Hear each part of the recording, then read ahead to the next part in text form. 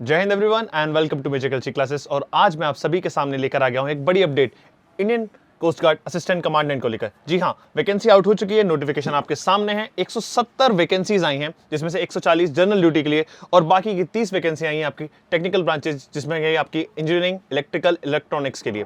ये एप्लीकेशन आई है 2027 के इनटेक के लिए और जिसकी एप्लीकेशन की शुरुआत हो चुकी है 8 जुलाई 2025 से, जो कि चलेगी आपकी 23 जुलाई 2025 तक रात के 11:30 बजे तक।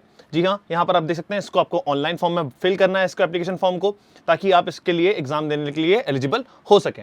इसके साथ ही अगर हम बात करें एलिजिबिलिटी क्राइटेरिया की, तो जनरल ड्यूटी के लिए एज लिमिट जो मांगी गई है वो है 21 से 25 साल। डेट ऑफ बर्थ यहाँ पे दी हुई है, जो कि आपकी 1 जुलाई 2026 से पहले तक आपका एज जो है 21 से 25 साल के बीच में होना चाहिए। और वहीं पे हमारे एजुकेशन सर्टिफिकेट्स की बात करें तो उन्होंने ग्रेजुएट डिग्री हासिल करी होनी चाहिए किसी भी रिकग्नाइज्ड यूनिवर्सिटी से, और फिजिक्स एज अ सब्जेक्ट और मैथमेटिक्स एज अ सब्जेक्ट होना चाहिए उनकी 12वीं में। इसके साथ ही एज रिलैक्सेशन भी दिया गया है आर्म फोर्सेस के पर्सनल को। ठीक है, टेक्निकल ब्रांचेस के लिए भी सेम एज लिमिट है 21 से 25 साल, और उनके पास इंजीनियरिंग की डिग्री होनी चाहिए रिस्पेक्टिव फील्ड्स में। इसके साथ ही अगर हम आगे बढ़ें तो हम देख पाएंगे इस नोटिफिकेशन के अंदर हमें वैकेंसीज की बात भी करी गई है, जिसमें से 140 जैसा कि मैंने बताया जीडी के लिए हैं और 30 वैकेंसीज हमारी टेक एंट्रीज के लिए, यानी कि इंजीनियरिंग या इलेक्ट्रिकल के लिए। तो उस तरीके से पूरी आपकी बनती है यहाँ पे 170। यहाँ पे कैटेगरी वाइज भी है, जहाँ पे आप देख सकते हैं कि यूआर के लिए 46 है, उसके बाद आप उसमें देख सकते हैं ईडब्ल्यूएस के 10 हैं, ओबीसी के लिए 35, एसटी के लिए 24, एससी के लिए 25। उसी कड़ी में आप अगर देखें टेक एंट्रीज के लिए यूआर के लिए 13 है, ईडब्ल्यूएस के लिए 2 वैकेंसीज हैं, ओबीसी के लिए 8, एसटी के लिए 4, एससी के लिए 3। तो टोटल 170 वैकेंसीज का पूरा यहाँ पे मतलब जो तालमेल है पूरा उस तरीके से रखा गया है।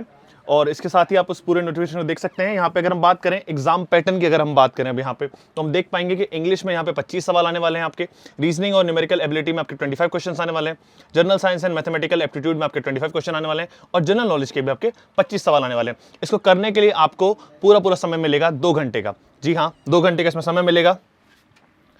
अब अगर आगे बात करें तो इसके बाद इसमें नॉर्मलाइजेशन के थ्रू जो मार्क्स आएंगे उसके थ्रू आगे की फाइनल की जो लिस्ट तैयार होगी वो होगी।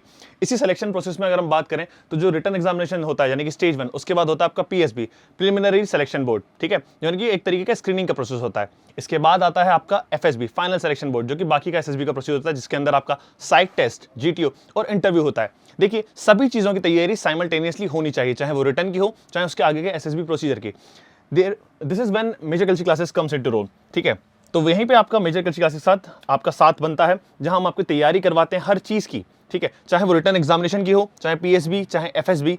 डेडिकेटेड बुक्स हैं हमारे पास, डेडिकेटेड मेंटर्स हैं इस चीज़ों के लिए। आपके इंटरव्यूज कंडक्ट कराए जाएंगे, आपका साइकोलॉजिकल असेसमेंट होगा। ठीक है, इसके साथ ही आपको जीटीओ के टास्क देखने को भी मिलेंगे।